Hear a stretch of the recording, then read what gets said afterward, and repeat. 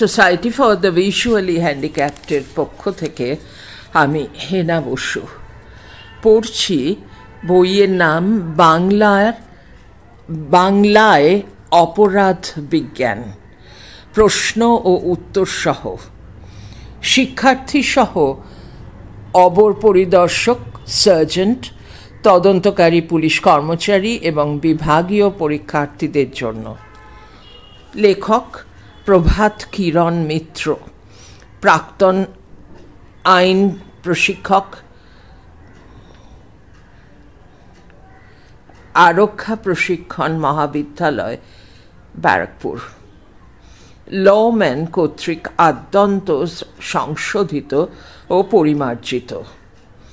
Lawman publishing house, Kolkata. এটি একটি নরম মলাটের বই।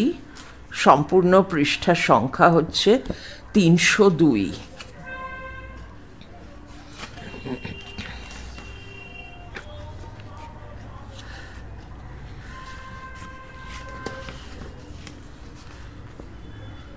প্রকাশক লম্যান publishing house, 29 KS Dutta road, Kalibari, Calcutta 7,49,000। সর্বস্বত্ব লম্যান পাবলিশিং হাউস। মূল্য 80 টাকা। ভূমিকা: বহু পূর্বে বাংলায় অপরাধ বিজ্ঞান পুস্তকটি প্রথম প্রকাশিত হইয়াছিল। পুস্তকটির সম্পাদনায় কিছু ত্রুটি বিচ্যুতি থাকায় সময়াভাবে উহা সংশোধন করিয়া এ যাবৎ সংশোধিত সংস্করণ প্রকাশ করিতে পারি নাই। ইতিমধ্যে পুস্তকটির চাহিদা উত্তরোত্তর বৃদ্ধি পাওয়ায় আমরা শেষ পর্যন্ত আদ্যন্ত সংশোধন করিয়া আদ্যন্ত সংশোধিত ও পরিমার্জিত সংস্করণ 2000 এপ্রিল প্রকাশ করিলাম। আশা করি সংশ্লিষ্ট সকলের নিকট পুস্তকটি অধিকতর গ্রহণযোগ্য হইবে। আগামীতে পুস্তকটির উৎকর্ষ বৃদ্ধিতে সকলের মতামত সাদরে গৃহীত হইবে। লম্যান, কলিকাতা, 3রা বৈশাখ 1407।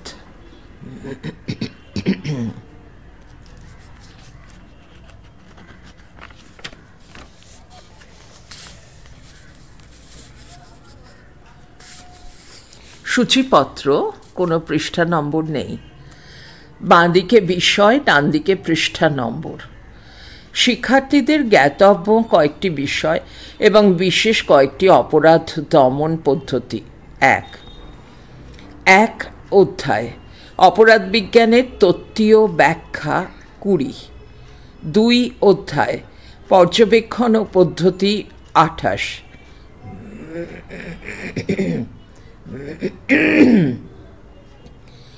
3 অধ্যায় শনাক্তকরণ 32। 4 অধ্যায় অপরাধ কৌশল 41।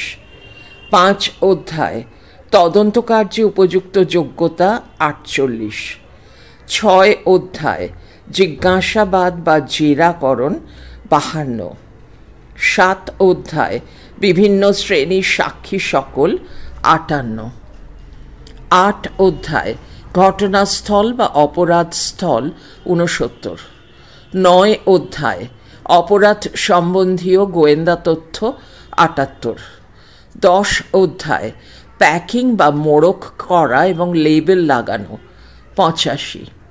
11 অধ্যায় অপরাধ প্রতিরোধ 102। 12 অধ্যায় শিশুর অপরাধ 106। 13 অধ্যায় নজরদারি, অনুসন্ধান ও ছদ্মবেশী কার্য 116। 14 অধ্যায় আঙ্গুলের ছাপ 120। 15 অধ্যায় পদচিহ্ন 143। 16 অধ্যায় অন্যান্য ছাপ বা চিহ্ন 156। 17 অধ্যায় চুল 161। 18 অধ্যায় রক্ত 168।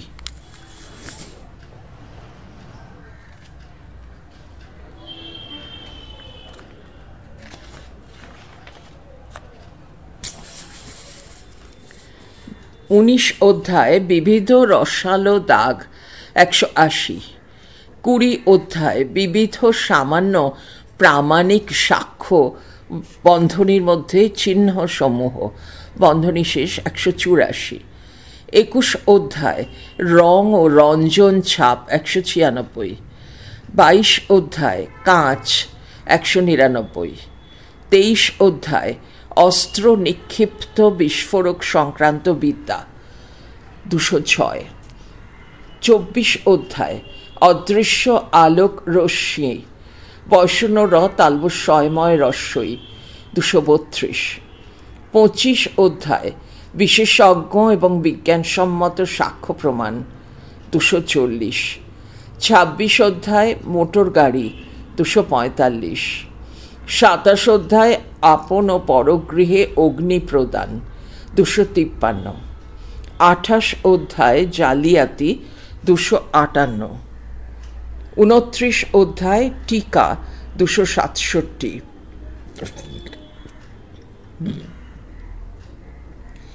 30 অধ্যায় বিভিন্ন অপরাধ ও তদন্ত 276। 31 অধ্যায় আরক্ষা সারমেয় বন্ধনীর মধ্যে কুকুর, বন্ধনী শেষ 289। 32 অধ্যায় স্বভাব দুর্বৃত্ত দয়হস্য বয়রে রিফলা তয় তয় দুর্বৃত্ত শ্রেণী 294। সূচিপত্রটি এখানে শেষ হল।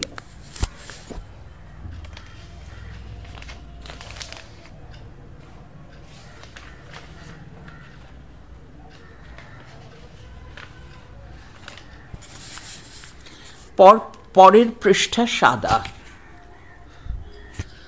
পৃষ্ঠা 1 অপরাধ বিজ্ঞান। শিক্ষার্থীগণের জ্ঞাতব্য কয়েকটি বিষয় এবং বিশেষ কয়েকটি অপরাধ দমন পদ্ধতি। মানুষের জন্ম। বংশধারা জানিতে হইলে মানুষের জন্ম কেমন করিয়া হয় তাহা জানা প্রয়োজন। পিতৃবীজ মাতৃকোষের মধ্যে প্রবেশের সঙ্গে সঙ্গে দুইটি কোষ মিলিয়া একটি কোষে পরিণত হয়। 24 ঘণ্টার মধ্যে এই মিলিত কোষটি 2 ভাগে ভাগ হইয়া 2টি কোষে পরিণত হয়। এই 2টি কোষের প্রত্যেকটি আবার 2 ভাগে বিভক্ত হইয়া 4টি কোষে, 4টি আবার 8টি কোষে, 8টি কোষ আবার 16টি কোষে, এইভাবে কোষ বিভাজন প্রক্রিয়ার সাহায্যে শীঘ্রই একটির স্থানে অসংখ্য কোষের সৃষ্টি হয়। এই সময় কোষ সমষ্টি ধীরে ধীরে একটি নলে বাহিত হইয়া মাতৃজরায়ুতে আশ্রয় নেয় এবং সেখানেই নিরবচ্ছিন্নভাবে এই কোষ বৃদ্ধি চলিতে থাকে। প্রায় 2 সপ্তাহের পর কোষগুলি মানুষের অঙ্গ প্রত্যঙ্গের আকৃতি ধারণ করে। প্রায় 9 মাস এইভাবে কোষ বিভাজনের ফলে একটি পূর্ণাঙ্গ শিশুর জন্ম হয়। প্রাণী জন্মের সমস্ত রহস্য নিহিত আছে এই কোষের ভিতর। কোষের ভিতর থাকে কোষ কেন্দ্র। কেন্দ্রের চারিপাশে থাকে এক ধরনের হালকা তরল পদার্থ। পিতৃবীজ ও মাতৃকোষ এই দুটি এক একটি এই ধরনের কোষ। এই 2 রকম কোষের কেন্দ্রে সুতার মতো ক্ষুদ্র ক্ষুদ্র অনেকগুলি বস্তু আছে। এগুলির নাম ক্রোমোজোম। যখন ইহারা বিভক্ত হইয়া 4টি হয় তখন তাহার প্রতিটির মধ্যে থাকে এই রকম 23টি জোড়া ক্রোমোজোম। এইভাবে ক্রমাগত যতগুলি কোষের সৃষ্টিতে মানুষের দেহ পুষ্ট হয় তাহার প্রত্যেকটিতে থাকে 23 জোড়া বা 46টি ক্রোমোজোম। মানব শরীরে যেখানে যত কোষ আছে সব কোষের মধ্যে অবশ্য বীজ কোষগুলি ছাড়া 23 জোড়া বা 46টি ক্রোমোজোম থাকে। পৃষ্ঠা 2।